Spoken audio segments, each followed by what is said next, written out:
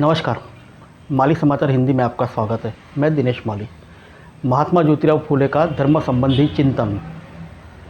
महात्मा बुद्ध, कबीर एवं नानक जैसे ज्योतिराव फूले ने समाज में समानता और सम्मान के साथ जीवन के अधिकार के लिए कई महत्वपूर्ण पहल की थी।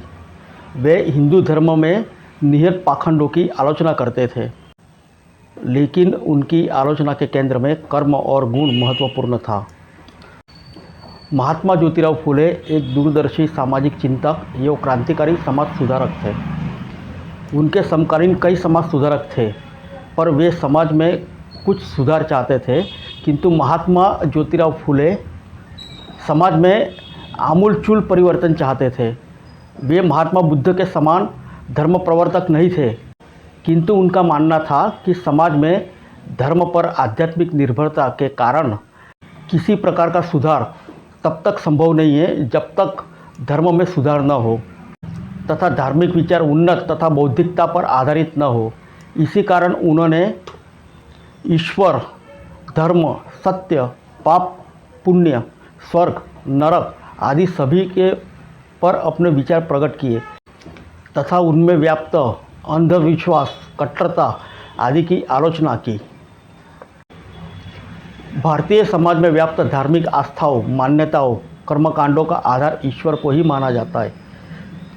इस प्रकार भारतीय समाज में व्याप्त सामाजिक, राजनैतिक, आर्थिक, शैक्षणिक, बौद्धिक, सांस्कृतिक, नैतिक आदि सभी प्रकार का शोषण ईश्वर पर ही आधारित था।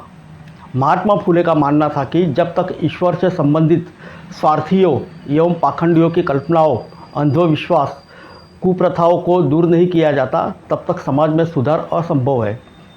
इसी कारण फूले ने ईश्वरवाद, देववाद, अवतारवाद, भाग्यवाद, पुनर्जन्मवाद, मूर्ति पूजावाद आदि की आलोचना की तथा उनके लिए धर्म के ठेकेदार पुरोहितों को जिम्मेदार ठहराया।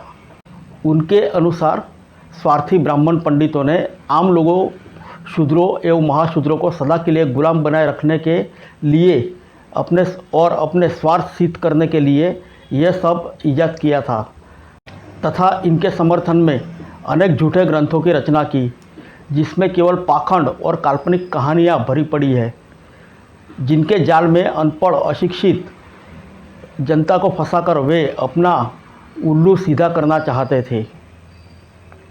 महात्मा फूले ने मूर्ति पूजा की कटु आलोचना की। उनका मानना था कि मंदिरों में स्थित देवगण ब्राह्मण पुरोहितों का ढकोसला है। उन्होंने मूर्ति पूजा पर प्रश्न उठाते हुए पूछा कि इस संसार का निर्माणकर्ता एक पत्थर विशेष या स्थान विशेष तक सीमित कैसे हो सकता है? जिस पत्थर से सड़क, मकान आदि बनाया जाता है, उसमें देवता कैसे हो सकते हैं?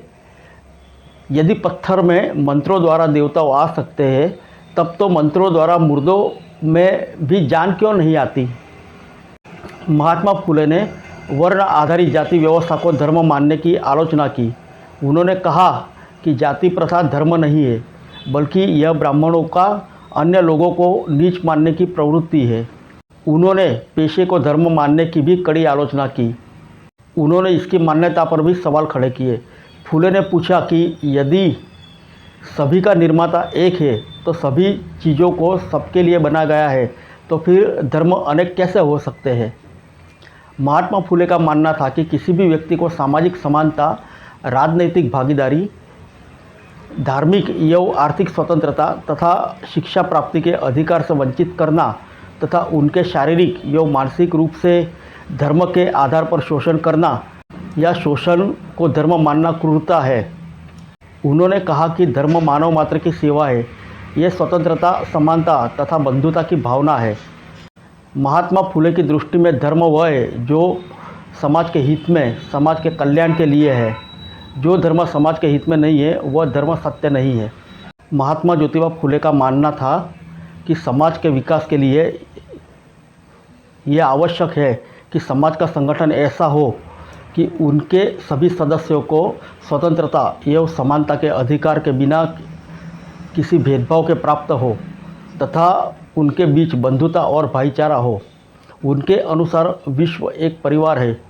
संस्कृति यह भिन्न हो सकती है, समाज व्यवस्था भिन्न हो सकती है, किंतु उनके मूल चिंतन में मानव एक है। सबका ईश्वर एक है, वह जाति पाति नहीं मानता, मनुष्यता सर्वश्रेष्ठ है। जात पात वर्ण भेद और ऊंच नीच की दीवारों सब ब्राह्मणों की देन है, जो उन्होंने अपने लाभ के लिए खड़ी की है। समाज में ब्राह्मण पुरोहितों ने पारिवारिक उत्सव, व्रत, जन्म, मुंडन, विवाह जैसे अनेक प्रकार के कर्मकांडों के माध्यम से अपनी श्रेष्ठता स्थापित कर रखी है।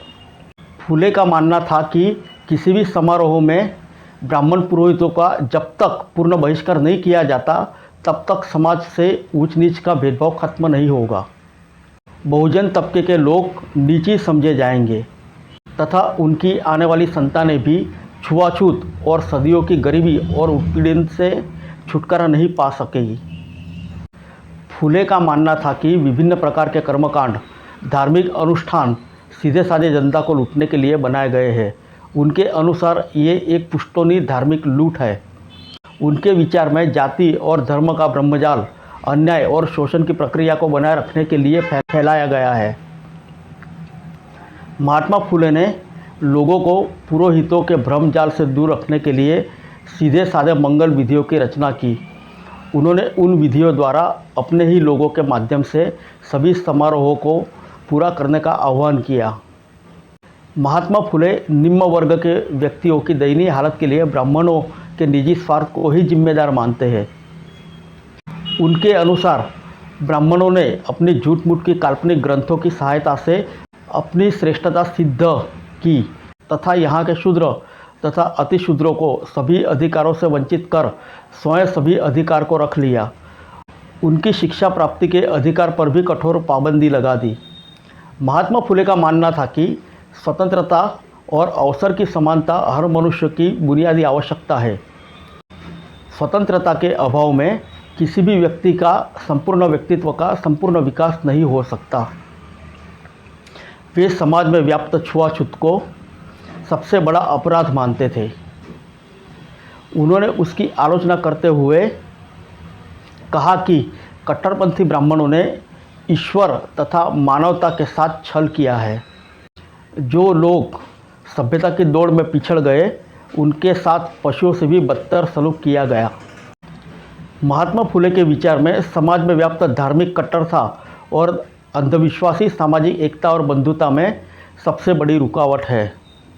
उन्होंने वर्ण जाति व्यवस्था के द्वारा समाज में फैलाए गए सभी प्रकार के शोषण की आलोचना की तथा समाज को एक नए ढंग से संगठित करने की कोशिश की, जिनका आधार स्वतंत्रता और समानता हो। नमस्कार।